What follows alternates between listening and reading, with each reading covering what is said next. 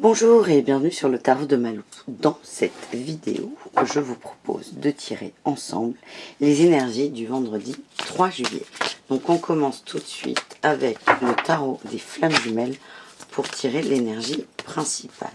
Donc c'est parti. Mon kiki, comme on dit. J'espère que tout va bien pour vous, que la vie est belle, que vous supportez bien les énergies du moment qui sont un peu remuantes, si je puis dire. Et on aimerait qu'une carte saute, s'il vous plaît, messieurs, dames. Sinon, je vais être obligée d'aller la chercher et je n'aime pas ça. Allez, une carte. On en a eu deux, du coup. Voilà. Allez, qu'est-ce qu'on a? Les synchronicités et la compensation. Ok, là, on nous demande d'arrêter de compenser, tout simplement. On va nous envoyer des situations dont on a besoin. Qu'elles soient, comment dire, qu'elles soient positives ou non. C'est pas le mot, parce que toutes les situations sont positives, mais c'est comment toi, tu décides de le prendre. Par exemple, il va y avoir un petit aléa. C'est soit tu décides d'accepter l'aléa pour avancer, soit tu décides que personne ne t'aime, que c'est compliqué et que blabla. L'énergie, elle est de faire comprendre que parfois tu as un comportement qui va dans la compensation. C'est-à-dire que tu vas aller vers telle ou telle personne pour essayer de combler un manque, un vide, faire semblant. C'est ce qui me vient là, faire semblant. Donc, on va t'envoyer des... Par exemple, je vais être concrète un peu.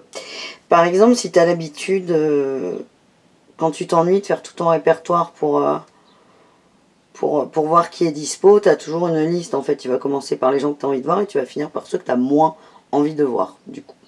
Si tu es comme ça, là, on va t'envoyer quelqu'un que tu n'apprécies pas spécialement, mais qui va être avec toi. Donc, il va répondre à ton besoin de compensation. Et on va te l'envoyer pour que tu comprennes que ça ne sert à rien. Parce que tu compenses rien. Que tu passes un moment pas agréable avec quelqu'un que tu n'apprécies pas. Et qu'en plus, tu fais perdre du temps à cette personne et que c'est pas forcément sympa pour cette personne. Voilà. Je ne sais pas si je suis claire avec cette petite comparaison. Mais c'est un peu ça. On va envoyer des choses pour sortir de la compensation et sortir de ce mauvais schéma. On va voir si on a des cartes conseils avec le tarot d'Osho. J'en ai eu deux, la participation et le voyage. Il n'y en a pas d'autres. On demande d'accepter de voir tout ça là, d'accepter, je vais arrêter de dire accepter parce que là ça fait 4 fois, je pense que ça suffit. C'est d'être ok avec l'idée d'avancer. Le voyage c'est ça, c'est t'avances, tu pars à la découverte. Tu connais la destination, tu t'es pas trop organisé et tu y vas. Et la participation, c'est vraiment, on est tous interreliés, ok? Donc ton énergie va attirer des gens qui sont sur la même énergie que toi. L'énergie des autres va déborder sur toi, la tienne sur les autres, et c'est continuel, c'est l'effet papillon. Donc on fait tous partie, on est tous interreliés, et avec cette notion de participation, il y a une forme d'action. Tu es dans l'action.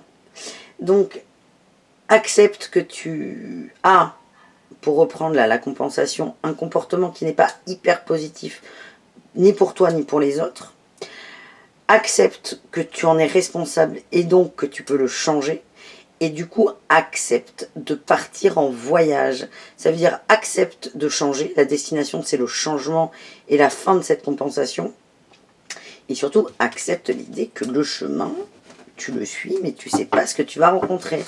Sors de ta zone de confort. Voilà ce qu'on nous dit. Avec la triade, on va essayer de tirer une dernière carte. Ouais, une super carte. On a l'abondance et la clé. C'est l'expérience, là, ces cartes. En gros, sois là, dans l'abondance, plutôt que d'essayer à tout prix de combler un vide, là, de compenser.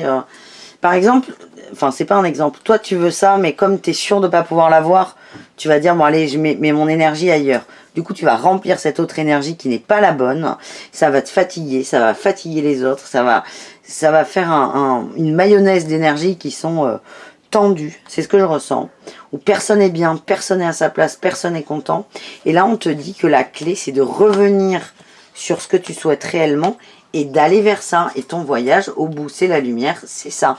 C'est ce que tu cherches vraiment. Voilà ce qu'on me dit. On va tirer pour finir un chakra avec ce petit jeu qui est tout kiki. Pour voir si on peut se concentrer sur un chakra aujourd'hui et voir le message de ce chakra.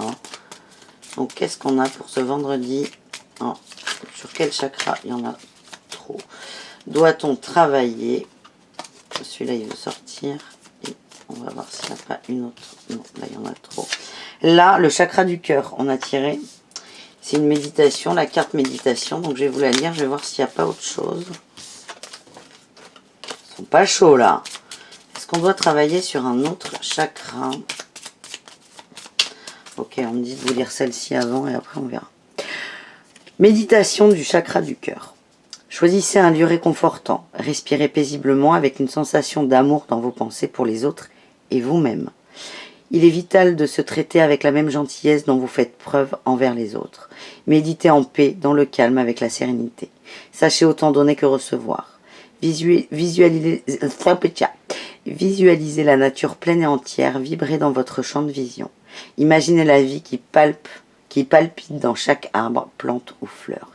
C'est intéressant là ce qui a été dit. Il est vital de se traiter avec la même gentillesse dont vous faites preuve envers les autres. Si vous êtes dans la compensation avec les autres, vous le serez avec vous. Et ce n'est pas positif. Voilà.